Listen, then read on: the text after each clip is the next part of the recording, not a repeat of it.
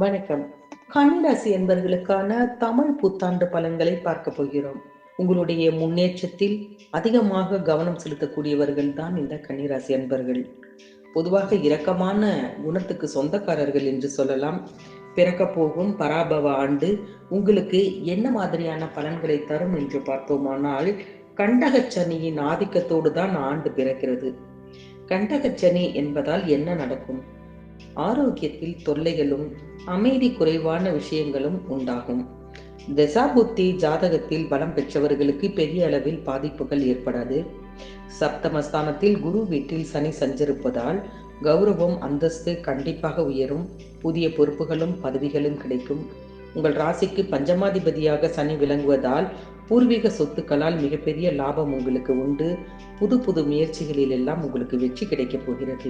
இந்த ஆண்டில் 2 முறை குரு பயிற்சியும் 1 முறை ராகு கேது பயிற்சியும் நடக்கப் போகிறது. கண்டகச்சனியின் ஆதிக்கம் நடைபெறுவதால் இந்த ஆண்டு முழுவதுமே நீங்கள் சனிக்கிழமை விரதமும் சனி பகவான் வழிபாடும் செய்வது மிகவும் அவசியம். இந்த ஆண்டில் மகரத்தில் ராகுவும் கடகத்தில் கேதுவும் சஞ்சரிக்கப் போகிறார்கள். குரு வக்ரமும் சனி வக்ரமும் சனி செவ்வாய் சேர்க்கையும் இந்த காலகட்டத்தில் ஏற்பட போகிறது. கடகராசியில் குரு உச்சம் பெற்று சஞ்சரிக்கும் பொழுது குருவின் பார்வை உங்கள் ராசிக்கு 3, 5, 7 இந்த 3 இடங்களில் பதிய போகிறது. 3ஆம் இடத்தில் குருவின் பார்வை பதிவதால் வெற்றி வாய்ப்புகள் வீடு தேடி வரப்போகிறது. உங்களை விட்டு விலகி இருந்த சொந்தங்கள் இனி பகை மறந்து வந்திணைய போகிறார்கள். பாக பிரிவினைகளில் இருந்த இழுபறி நிலை மாறப்போகிறது. நீண்ட நாள் கனவுகள் நனவாகும் நேரம் என்று கூட சொல்லலாம். ஆரோக்கிய தொல்லைகள் உங்களை விட்டு அகலப் போகிறது. உடன்பிறப்புகளின் இல்லங்களில் நடைபெறும் சுப நிகழ்ச்சிகளை முன்னின்று நடத்துவீர்கள். குருவின் பார்வை 5ஆம் இடத்தில் பதிவதால் பிள்ளைகள் வழியில் நல்ல சம்பவம் நடைபெறும். பிள்ளைகளின் திருமணம் சம்பந்தமாக எடுத்த முயற்சி கைகூடும். கடமையில் கண்ணும் கருத்துமாக இருப்பீர்கள். பாகப்பிரிவினை சுமூகமாக முடியும். பணிபுரியும் இடத்தில் பாராட்டும் புகழும் உங்களுக்கு கூடும். உயர் அதிகாரிகள் சில நுணுக்கங்களை கற்றுக் கொடுப்பார்கள். நீண்ட தூர பயணங்கள் பலன் தருவதாக அமையும். திசா புத்தி பலம் பெற்று இருப்பவர்கள் அதிகார அந்தஸ்திற்கு உயர்த்தப்படுவார்கள். குருவின் பார்வை 7ஆம் இடத்தில் பதிவதால் கலஸ்திரஸ்தானம் புனிதமடையும். மங்கள ஓசை இல்லத்தில் இதுவரை கேட்கவில்லையே என்ற ஆதங்கங்கள் எல்லாம் உங்களை விட்டு அகலப் போகிறது. சுப செய்தி உங்களை தேடி வரப்போகிறது. பிறருக்கு பொறுப்பு சொல்லி வாங்கி கொடுத்த தொகை கைக்கு வந்து சேரும் நேரம் என்று கூட சொல்லலாம். ஊதிய உயர்வின் காரணமாக குடும்பத்தை விட்டு பிரிந்து சென்ற பணிபுரிந்த தம்பதியருக்கு இப்போது சேர்ந்து பணிபுரிவதற்கான வாய்ப்புகள் கூட கிடைக்கும். எதிர்பார்த்த காரியங்கள் எல்லாம் எதிர்பார்த்த நேரத்தில் கண்டிப்பாக உங்களுக்கு நடக்கும்.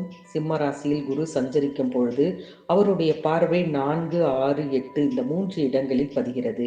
இந்த இடங்கள் அனைத்தும் புனிதமடைய போகிறது. சுகஸ்தானம் எனப்படும் 4ஆம் இடத்தில் குருவின் பார்வை பதிவதால் சுகங்களும் சந்தோஷங்களும் தானாக தேடி வரப்போகிறது. ஆரோக்கிய பிரச்சனைகள் குறைய போகிறது. இடம் வாங்குவது வீடு கட்டுவது போன்றவற்றில் கவனம் செலுத்துவீர்கள். பழைய வாகனங்கள் பழுதாவதை முன்னிட்டு புதிய வாகனங்கள் வாங்க முன்வருவீர்கள். குருவின் பார்வை 6ஆம் இடத்தில் பதிவதால் உத்தியோகத்தில் உயர்நிலை அடைய சந்தர்ப்பங்கள் கைகூடி வரும். ஒரு சிலர் விருப்ப ஓய்வு பெற்றுக்கொண்டு வெளியில் வந்து சுய தொழில் செய்யும் முயற்சியில் ஆர்வம் காட்டுவார்கள். நீங்கள் செய்யும் புது முயற்சிக்கு மாற்றினத்தவர்கள் கை கொடுத்து உதவுவார்கள். அரசு வேலைக்கு விண்ணப்பித்திருந்தால் அது உங்களுக்கு கை கூட போகிறது. உற்சாகத்துடன் பணிபுரிந்து மற்றவர்களின் உள்ளத்தில் இடம் பிடிப்பீர்கள்.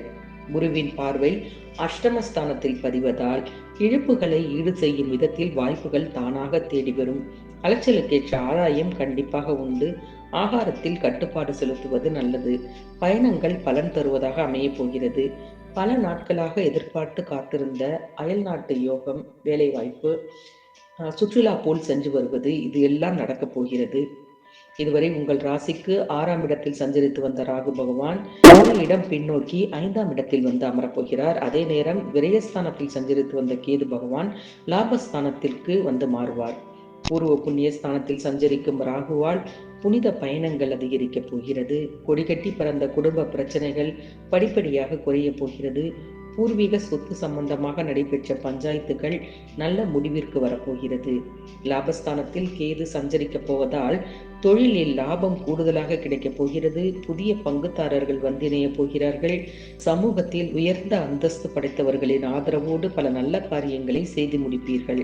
அயல்நாட்டு முயற்சி அனுகூலமான பலன்களை தரப்போகிறது. ஆக கன்னிராசி அன்பர்களை பொறுத்தவரை இந்த தமிழ் புத்தாண்டின் வளர்ச்சி என்பது கண்டிப்பாக அதிகமாக இருக்க போகிறது. கண்டகச்சனியின் ஆதிக்கத்தில் இருக்கிறோமே என்று பயப்பட வேண்டாம்.